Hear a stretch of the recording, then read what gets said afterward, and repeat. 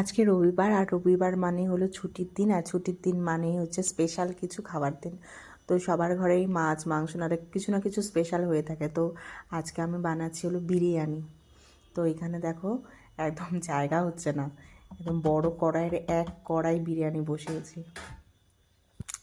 তো এটা বানাচ্ছিল মুরাদাবাদি বিরিয়ানি, যার জন্য এখানে যে ফুড কালার নিয়ে বসেছি।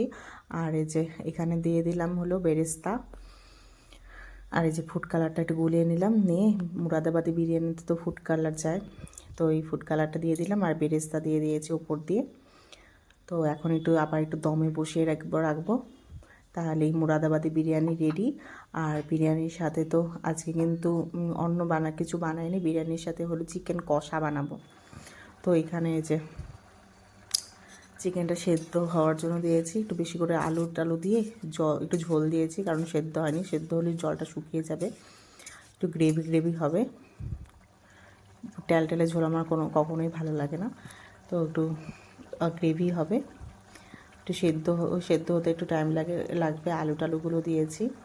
তো আজকের হলো রবিবার স্পেশাল হলো বিরিয়ানি আর চিকেন কষা। এই ছিল আজকের রান্নাবান্না, রবিবার স্পেশাল রান্নাবান্না।